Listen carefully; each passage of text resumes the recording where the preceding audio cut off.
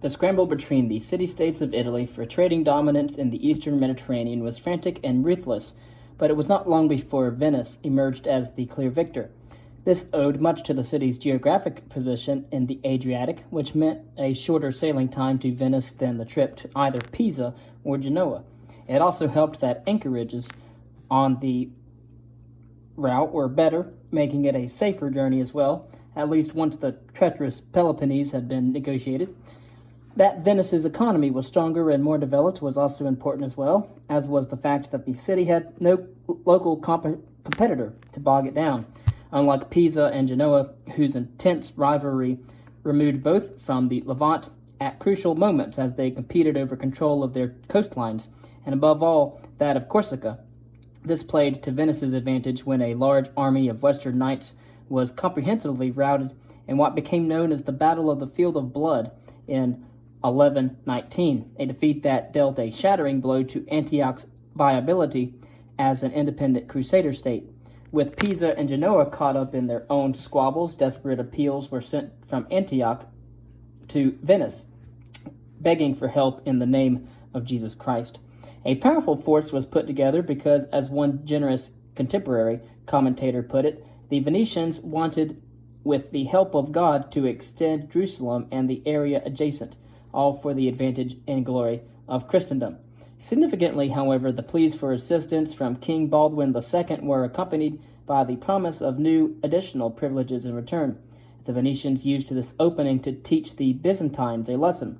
The new emperor John II, who succeeded his father Alexios in 1118, had concluded that the domestic economy had recovered sufficiently to justify refusing to renew the concessions given to the Venetians more than 2 decades earlier. As a result, as the Venetian fleet made its way east towards Antioch, it laid siege to Corfu and threatened further action if the emperor did not renew the award. A standoff followed until the emperor backed down and reconfirmed the privileges first granted by his father. This success was more than matched by the gains made.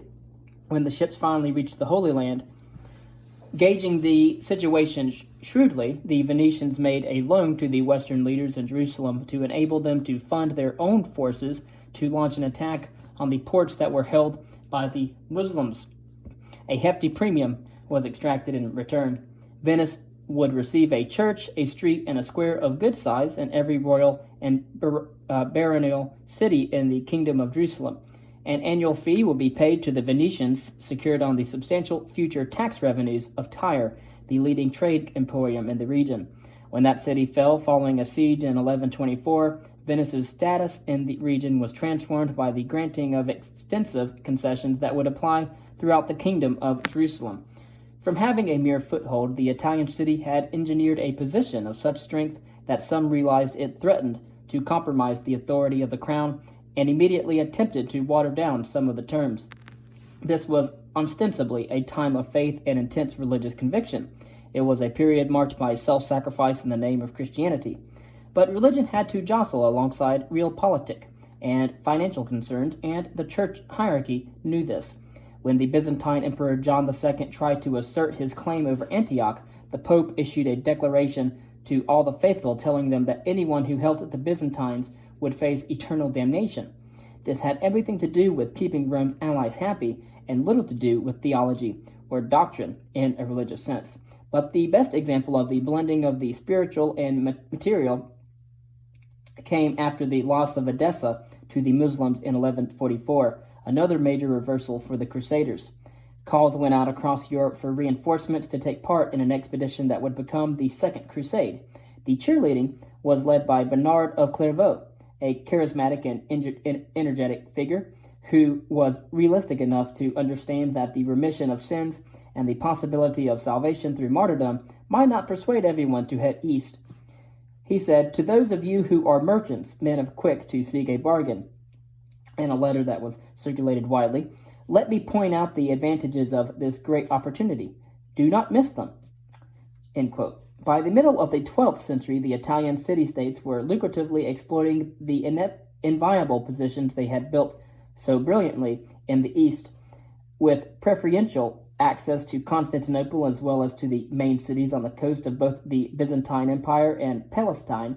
Venice's stepping stones now extended right the way across the eastern Mediterranean, not only to the Levant, but before long to Egypt as well. Some looked on jealously. Caffaro, the most famous Genoese historian of the Middle Ages.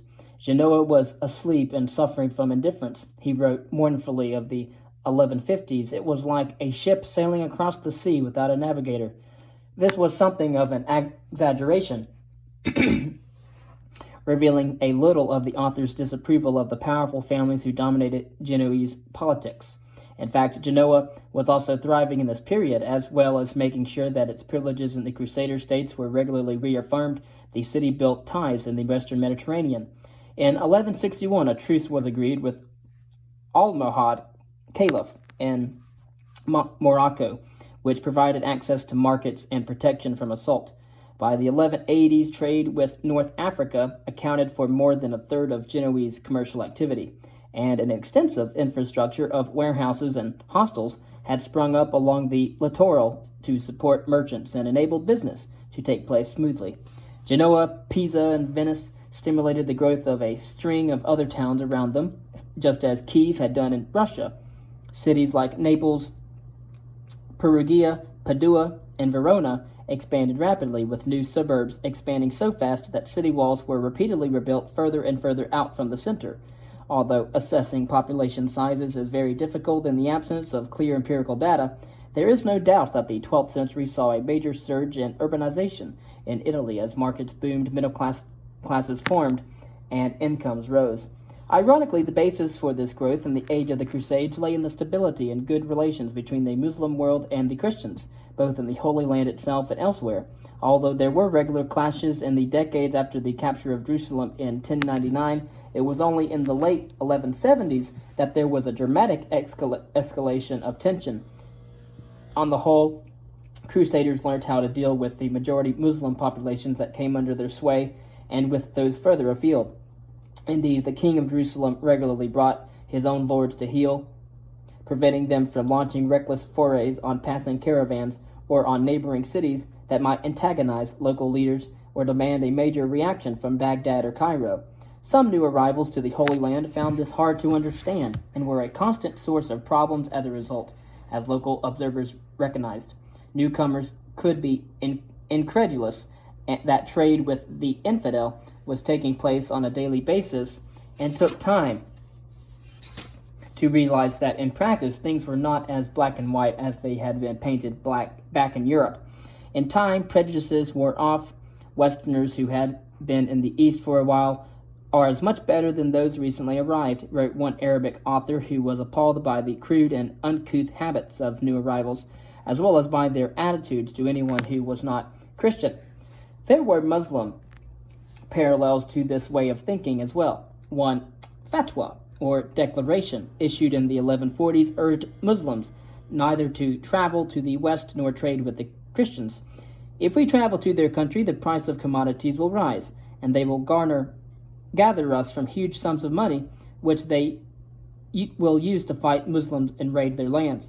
By and large, however, for all the fiery rhetoric on both sides, relations were remarkably calm and considered. Indeed, in Western Europe, there was considerable curiosity about Islam. Even at the time of the First Crusade, it had not taken long for some to form positive opinions about the Muslim Turks. If only the Turks had stood firm in the faith of Christ and Christendom, wrote one author of one of the most popular histories of the expeditions to Jerusalem, perhaps even hinting at the previous religious background of the Seljuks before they became Muslims. You could not find stronger or braver or more skillful soldiers. It was not long either before the scientific and intellectual achievements of the Muslim world were being actively sought out and devoured by scholars in the West, such as Abelard of Bath. It was Abelard who scoured the libraries of Antioch and Damascus and brought back copies of algorithmic tables that formed the foundation for the study of mathematics in the Christian world. Traveling around this region was to have one's eyes opened. When he returned home, he found the princes barbarous, the bishops bibulous, judges bribable, patrons unreliable, clients sycophants, promisers liars, friends envious, and almost everybody full of ambition. These views were formed from the sanguine recognition of the East's sophistication compared with the cultural limitations in the Christian West. Adelard's view was shared by others, such as Daniel of Morley, who moved from England to study in Paris in the latter part of the 12th century. The austere, supposed intellectuals in that city flattered to deceive, simply sitting still as statues, pretending to show wisdom by remaining silent. Realizing that there was nothing he could learn from these men, Daniel moved to Muslim Toledo as quickly as he could, so that he could hear the wisest philosophers of the world. Ideas from the East were taken on eagerly, if unevenly. Peter the Venerable, abbot of Cluny, which was the powerhouse of theological and intellectual thought in medieval France, arranged to have the Quran translated so that he and other Christian scholars might better understand it, and admittedly use it to reinforce pre-existing views about Islam as deviant, shameful, and dangerous. Nor was it only to the Muslim lands that Western Europeans turned for inspiration. Texts produced in Constantinople were also translated into Latin, such as the commentaries on Aristotle's Nicomachean Ethics, commissioned by Anna Komnene, daughter of Alexios I, which eventually found their way to Thomas Aquinas, and thence into the mainstream of Christian philosophy. In the same way, it was not only trade with the Muslims that lay at the heart of the economic and social blossoming of Europe in the 12th century, for Constantinople and the Byzantine Empire were a major motor in the commerce of the Christian Mediterranean, responsible for half the international trade of Venice, to judge from the surviving documents for this period. Even so, and while glass, metalwork, oil, which we'll get to later, wine and salt from Byzantium were exported to markets in Italy, Germany, and France, it was products being bought from further afield that were most highly prized, sought after, and profitable. The demand for silk, cotton, linen, and fabrics produced in the eastern Mediterranean in the middle of Asia or in China was extremely enormous, as inventories, sales lists, and treasuries of churches in Western Europe makes extremely clear. Cities in the Levant capitalized on the emerging markets, with Antioch establishing itself as a trading center where materials could be shipped west, but also a production center in its own right. Textiles from the cities, such as cloth of Antioch, were marketed so successfully and became so desirable that King Henry III of England, who ruled from 1216 to 1272, had Antioch chambers in each of his principal residences, the Tower of London, Clarendon, and Winchester palaces, and Westminster. Spices also began to flow to Europe from the east in increasing volumes. These reached three primary hubs, Constantinople, Jerusalem, and Alexandria, and were then shipped to the Italian city communes and onto markets in Germany, France, Flanders, and Britain, where there were fat profits to be made on the sale of exotic goods. In some ways, the desire to buy expensive luxuries from the Orient was a similar process to the steppe nomads, demanding for silk bolts from the Chinese court in the medieval world, just as today the wealthy needed to differentiate themselves by showing off their status. Although trade in expensive objects and goods involved only a small proportion of the population, they were important because they enabled differentiation and therefore revealed social mobility and rising aspirations. While Jerusalem had a totemic role in the center point of Christendom, it also had a role as an emporium in its own right, although the town of Acre outranked it as a trading center. A list of taxes to be collected in the kingdom of the latter 12th century provides a detailed insight into what could be bought there at the time, as well as betraying the close attention of a sophisticated chancery anxious not to lose out on the valuable revenues. Charges were to be applied to the sale of pepper, cinnamon, varnish, nutmeg, flax, cloves, aloe wood, sugar, salt fish, incense, ammonia, ivory, and much besides. The vast majority of these goods did not originate in the Holy Land, but were in fact transited there via the trade routes controlled by the Muslims, including through the ports of Egypt, which exported an impressive catalog of spices, textiles, and luxury objects, according to an Arabic tax treatise of this period. Ironically, therefore, the Crusaders not only served to stimulate economies and societies in Western Europe, they also enriched Muslim middlemen who spotted that new markets could produce rich rewards. One of the canniest was Urmisht of Sirf in the Persian Gulf, who made a fortune in the early 12th century. His genius was to meet rising demand by acting as a middleman for goods from China and India, with one of his agents shipping goods valued at over $500,000 dinars in 1 year alone. His wealth was legendary, as was his generosity.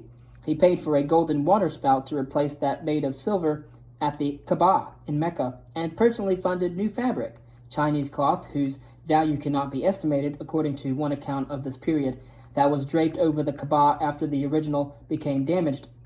His good deeds led him to having the rare distinction of being buried in Mecca, where the text written on his tombstone reads, quote, "Here lies the ship owner Abul Qasim Ramisht. May God have mercy on him and on whoever asks for mercy for him." The riches at stake inevitably led to an intensification of rivalries and a new chapter in the medieval great game, the pursuit of primacy in the Eastern Mediterranean at all costs. By the 1160s, competition between the Italian city-states was so acute that there were running battles between Venetians, Genoese, and Pisans in the streets of Constantinople. Despite attempts by the Byzantine emperor to intervene, outbreaks of violence were to become regular occurrences. This was presumably the result of increasing commercial competition and the consequence of falling prices.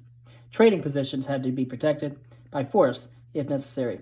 The self-interest of the city-states antagonized the capital's inhabitants, both because of the damage done to property in the city and because the flexing of Western muscles was increasingly evident elsewhere. In 1171, the Byzantine emperor responded to growing disillusion by imprisoning thousands of Venetians and ignoring pleas for redress, let alone apologizing for his unilateral, unannounced actions. When Medi were unable to resolve the matters, the situation in Venice became febrile. With crowds gathering, hoping to hear positive news, disappointment turned to anger, which then gave way to violence. Attempting to flee his own people, the Doge the Doge at this time was Vitaly Michiel, and when he made for the convent of San Zaccaria, before getting there, a mob caught up with him and lynched him. And lynching, if you're not familiar, is hanging someone from a tree. But anyway, the Byzantines were no longer Venice's allies and benefactors, but rivals and competitors in their own right. In 1182, the inhabitants of Constantinople attacked the citizens of the Italian city-states who were living in the imperial capital. Many were killed, including the representative of the Latin Church, whose head was dragged through the city streets behind a dog. This was just the start of rising animosities between the Christians and the two halves of Europe. In 1185, Thessaloniki, one of the Byzantine Empire's most important cities, was sacked by a western force from southern Italy. The West had sunk a harpoon into the Eastern Mediterranean with the First Crusade, and now it was reeling its prey in. For some, though, the tensions provided an opportunity. The star of a brilliant general named Salah al-Din al-Ayyubi had been rising in Egypt for some time. With good connections, as astute mind, and no little charm, the man better known as Saladin, or Saladin, recognized that conflict in Constantinople could work to his advantage. He moved quickly to conciliate the Byzantines, making a point of inviting the Greek Patriarch of Jerusalem to visit Damascus, treating him with conspicuous generosity to demonstrate that he, rather than the Christians from the West, was the natural ally for the empire. At the end of the 1180s, the Byzantine Emperor Isaac II was sufficiently well-disposed to write to my brother, the Sultan of Egypt, Saladin, to share intelligence reports with him, warnings that rumors about the empire's intentions put out by his enemies were without foundation, and asking Saladin to consider sending military support against the Westerners. Anti-Western sentiment had been brewing in Constantinople for decades.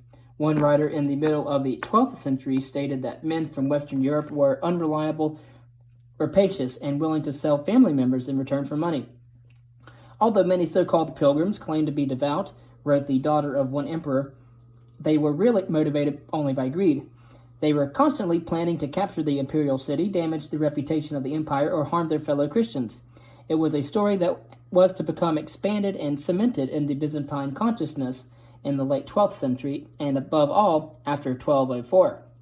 It was a view that found an echo in the Holy Land itself, where the knights were so violent and irresponsible it was almost as though they had a death wish. Time and again, in the late 12th century, leading figures made idiotic decisions, picked fatuous fights with each other, and failed to prepare for the tidal wave that was approaching them, in spite of obvious warning signs. Their carrying on bemused one Muslim visitor from Spain in this period. "It is amazing to see," wrote Ibn Jubayah, "that the fires of discord burn between Christians and Muslims when it comes to politics and fighting, but when it comes to trade, travelers come and go without interference." Merchants could be assured of security wherever they went, regardless of their faith and regardless of whether there was peace or war. This was the result, wrote the author, of a good working relationship whereby mutual tax treaties ensured cooperation, as did severe punishments. Latin traders who did not respect the agreements and crossed agreed boundaries, even if only by the length of the arms, had their throats cut out by fellow Christians anxious not to upset the Muslims or mess up long-standing commercial ties. Ibn Jubayr was both bemused and impressed.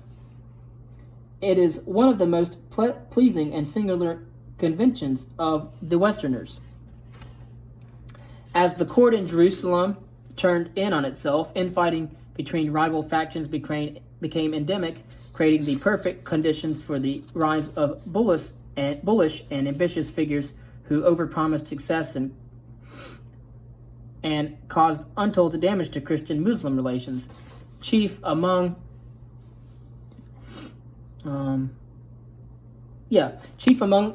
these was Reynaud, whose recklessness almost single-handedly brought down the Kingdom of Jerusalem. A veteran of the Holy Land, Reynaud recognized that pressure was mounting at Saladin's position in Egypt, and that it had strengthened, especially after the latter began to bring large parts of Syria under his control, thereby surrounding the Christian kingdom. Reynaud's attempts to mitigate the threat were spectacularly unsuccessful. His hot-headedness and his decision to attack the port of Aqaba on the Red Sea provoked near hysterical reactions among Arab commentators, who screamed that Medina and Mecca were under threat and that the apocalypse and the end of time were at hand. Such moves were not just antagonistic, but escalated the prestige and popularity that the Saladin would gain if he could deliver a crushing blow to the Crusaders' states. Of all the Christians in the East, wrote one contemporary Muslim writer, Reynaud was the most perfidious and wicked, the most eager to cause harm and to do evil, to break firm promises and serious oaths, to violate his word, and to perjure himself. Saladin swore that he would have his life. He soon had his chance. In July of 1187, the knights of the Crusader kingdom and state of Jerusalem were caught at the horns of Hattin, where they were outmaneuvered, outthought, and outfought by Saladin in a devastating battle that left almost every Western combatant dead or captured. Members of the military orders who had been taken prisoner, notably Hospitallers and Templars, fire bands who lacked the willingness to compromise when dealing with non-Christian communities, were summarily executed. Saladin sought out Reynaud personally and beheaded him. Whether or not Reynaud was the principal architect of the Crusaders' demise, it is open to debate, but he made for a convenient scapegoat for the defeated Latins and the victorious Muslims alike, the downfall of the Crusader state. Whatever the truth, barely 2 months after the battle, Jerusalem surrendered peacefully to the Muslims, its gates flung open, and after terms had been agreed to spare the city's inhabitants. The fall of the city was a humiliating blow for the Christian world and a major setback for Europe's connections with the East. The papacy took the news badly. Urban III apparently dropped dead on hearing of the defeat at Hattin. His successor, Gregory VIII, led the soul-searching. The holy city had fallen, he announced to the faithful, not only because of the sins of its inhabitants, but also because of our own and those of the whole Christian people. The power of Muslims was rising, he warned, and would advance unless it was checked. He urged that kings, princes, barons, and cities that were arguing with each other should set aside their differences and respond to what had happened. This was a frank admission that for all the rhetoric about the knighthood being motivated by faith and piety, the reality was that self-interest, local rivalries, and squabbling were the order of the day. Jerusalem had fallen, the Pope said, because of the failure of the Christians to stand up for what they believed in. Sin and evil had overwhelmed them. This provocative and strident message had an immediate effect, and it was not long before the three most powerful men in the West began preparations to launch a retaliatory expedition. With Richard I of England, Philip II of France, and the mighty Frederick Barbarossa, the German Holy Roman Emperor, vowing to recover the Holy City, it seemed reasonable to think that there was a chance not just to retake Jerusalem, but to re-embed the Christian position in the Middle East. The efforts of 1189 to 1192, however, were a fiasco. Frederick drowned crossing a river in Asia Minor, miles from the proposed theater of combat. There were fierce arguments among the leadership about strategic objectives, with disagreements all but bringing the armies to a standstill. This was typified by the attempt of Richard the Lionheart to turn the expedition away from Jerusalem itself and to focus instead on the occupation of Egypt, a richer and far more juicier prize.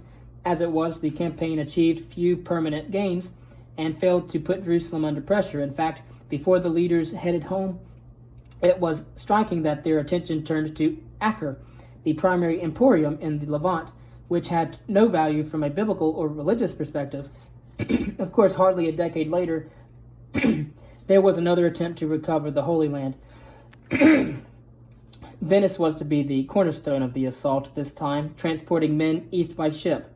Initially reluctant to help, the Doge was persuaded to back the initiative after receiving commitments that the cost of constructing the fleet required to transport the massive number of troops needed for the expedition would be funded by the participants.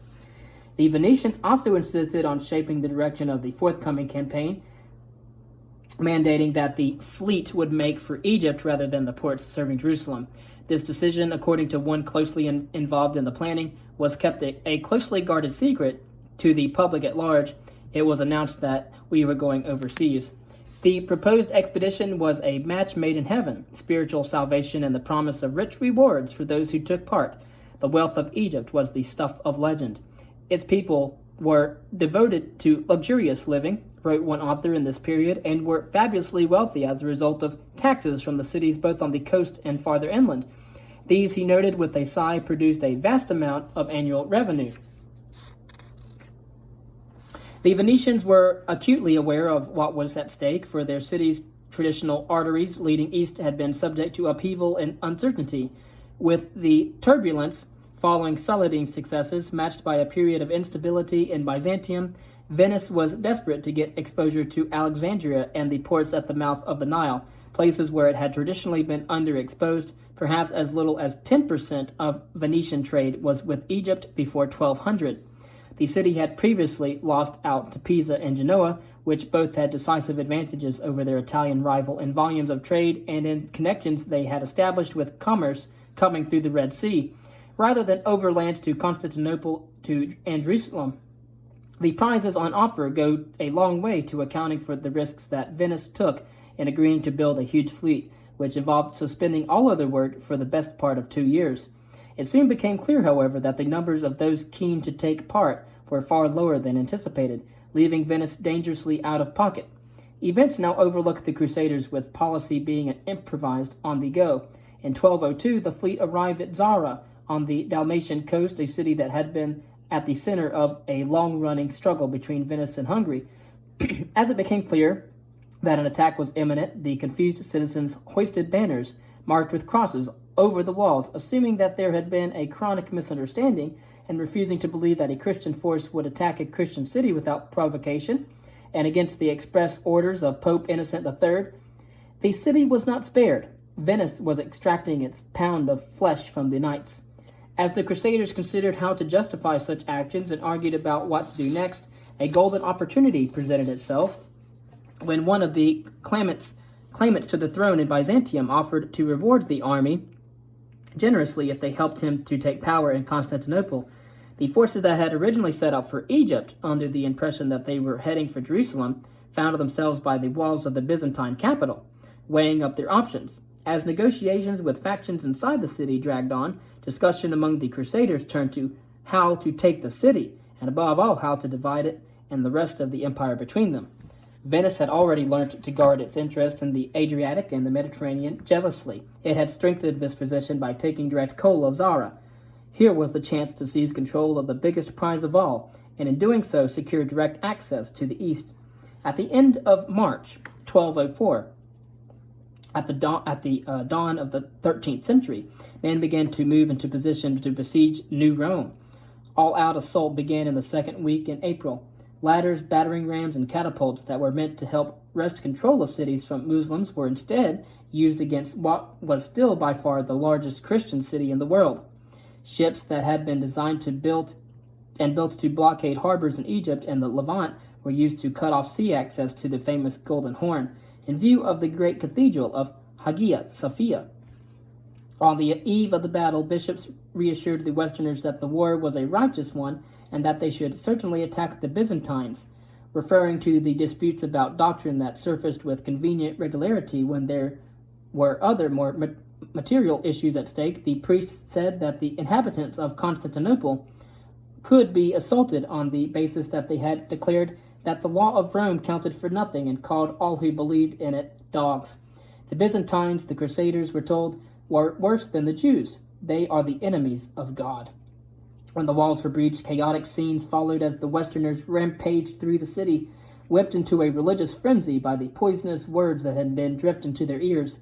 They plundered and desecrated the city's churches with particular thoroughness. They stormed the treasuries of Hagia Sophia, stealing the jeweled vessels containing the relics of saints and jesting with the spear that had pierced Jesus' side on the cross. Silver and precious metal objects used to celebrate the Eucharist were seized. Horses and donkeys were led into the church to be loaded up with booty, some slipping on the polished marble floors that were polluted with blood and filth. To add insult to injury, a rowdy prostitute sat in the patriarch's seat singing obscene songs. To one Byzantine eyewitness, the Crusaders were nothing other than the forerunners of the Antichrist. There was more than enough source material to indicate that such accounts were not exaggerated, however. One Western abbot went directly to the church of the Pantocrator, Christ the Almighty, established in the 12th century by the imperial family. "Show me the most powerful relics you have," he commanded the priest, "or you shall die immediately." He found a chest filled with church treasures, into which he eagerly thrust both hands. When others asked him where he had been and if he had stolen anything, all he would say, with a nod and a smile, was, "We have done well."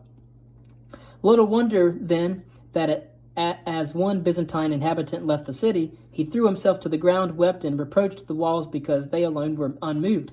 Neither shedding tears nor destroyed on the ground, they remained standing, quite upright. It was as though they were mocking him. How had they not protected the city? The very soul of the city was ripped out by the rampaging troops in 1204. Constantinople's physical riches were spirited away to churches, cathedrals, monasteries, and private collections all over Western Europe. Sculptures of horses that had stood proudly at the hippodrome were loaded onto ships and transported to Venice, where they were mounted above the entrance to St. Mark's Cathedral. Innumerable relics and precious objects were likewise transported to the city, where they remain today, admired by tourists as examples of the fine Christian craftsmanship, rather than war booty. As if that were not bad enough, when Enrico Dandolo, the blind old doge, who had come from Venice to witness the attack on Constantinople, died the following year, it was decided that he should be buried in Hagia Sophia. He was the first person in history to be buried in the great cathedral. It was a highly symbolic statement that spoke volumes about the rise of Europe. For centuries, men had looked east to make their fortunes and realize their ambitions, whether spiritual or material. The sack and capture of the biggest and most important city in Christendom, Byzantium, or Constantinople, now modern-day Istanbul, showed that the Europeans would stop at nothing to take what they wanted and needed to get closer to the center of where the world's wealth and power lay. Although they looked like men, the Westerners behaved like animals, wrote one prominent Greek cleric mournfully, adding that the Byzantines were treated with abysmal cruelty as virgins were raped and innocent victims impaled. The sack of the city was so brutal that one modern scholar has written of a lost generation in the years that followed the Fourth Crusade, as the Byzantine imperial apparatus was forced to regroup in Nicaea in Asia Minor. In the meantime, the Westerners set about dividing the empire among themselves. After consulting tax registers in Constantinople, a new document entitled Partitio Terrarum Imperii Romanae, the partition of the lands of the Roman Empire, was produced, setting out who would take what. This was no accidental or haphazard process. It was cold and calculated dismemberment. From the very outset, men such as Bohemond had shown that the Crusades, which promised to defend Christendom, to do the Lord's work, and to deliver salvation to many who took the cross, could be hijacked for other purposes. The sack of Constantinople was the obvious culmination of the desire of Europe to connect and embed itself in the East. As the Byzantine Empire was dismantled, the Europeans, led by the Italian city-states Pisa, Genoa, Venice, rushed to seize strategically and economically important regions, towns, and islands at each other's expense. Fleets clashed regularly off Crete and Corfu, as each vied to gain control of the best bases and to obtain the best access to markets. On land, too, there was a scramble for territory and status that was particularly fierce in the fertile plains of Thrace, Constantinople's breadbasket. Attention soon turned again to Egypt, which in 1218 became the focus of another large-scale expedition whose aim was to fight through from the Nile Delta to Jerusalem. Francis of Assisi joined the armies that sailed south in the hope of persuading the Sultan Al-Kamil to renounce Islam and become a Christian, something even the charismatic Francis was not able to achieve despite being given the opportunity to do so in person. After taking Damietta in 1219, the Crusaders attempted to march on to Cairo, which ended in a disastrous routing at the hands of the unconverted Al-Kamil that ultimately brought the expedition to an ignominious halt, as the leaders considered an offer to agree terms and argue between themselves about the right course of action to take in the face of heavy defeat. Reports were received of what seemed nothing less than a miracle. News came through that a large army was marching from deep inside Asia to help the Western Knights against Europe. Crushing all opposition as they advanced, they were heading to the Crusaders' relief. The identity of the inbound relief force was immediately obvious. These were the men of Prester John, the ruler of a vast and phenomenally wealthy kingdom whose inhabitants included the Amazons, Brahmins, lost tribes of Israel, and an array of mythical and semi-mythical creatures. Prester John ostensibly ruled over a kingdom that was not only Christian, but as close to heaven on earth as possible. Letters that started to appear in the 12th century left little doubt as to his magnificence or the glory of his realm. I, Prester John, am the Lord of Lords. I shall surpass all the kings of the entire world in wealth, virtue, and power. Milk and honey flow freely in our lands. Poison can do no harm, nor do any noisy frogs croak. There are no scorpions, no serpents, creeping things in the grass. It was rich in emeralds, diamonds, amethysts, and other precious stones, as well as in pepper and elixirs that staved off all illnesses. Rumors of his arrival were enough to affect decisions made in Egypt. The Crusaders simply needed to hold their nerve, and victory would be assured.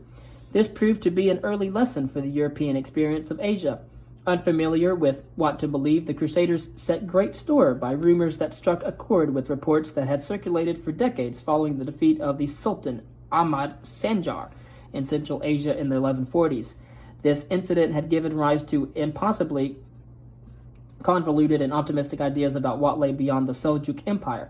As news first swept through the Caucasus of forces advancing like the wind, gossip quickly became fact. It was said that Magi were headed west bearing crosses and portable tents that could be erected into churches. The liberation of Christendom seemed to be at hand. One leading cleric at Damietta spelled this out in no uncertain terms, preaching that David, king of the two Indies, was hastening to the aid of the Christians, bringing with him most ferocious peoples who will devour the sacrilegious Saracens like beasts. It soon became clear, however, how wrong these reports were. The rumbling that could be heard from the east was not Prester John, his son King David, or a Christian army marching to the aid of their brethren. It was the noise preceding the arrival of something altogether different. What was heading towards the Crusaders and towards Europe was not the road to heaven, but a path that seemed to lead straight to hell.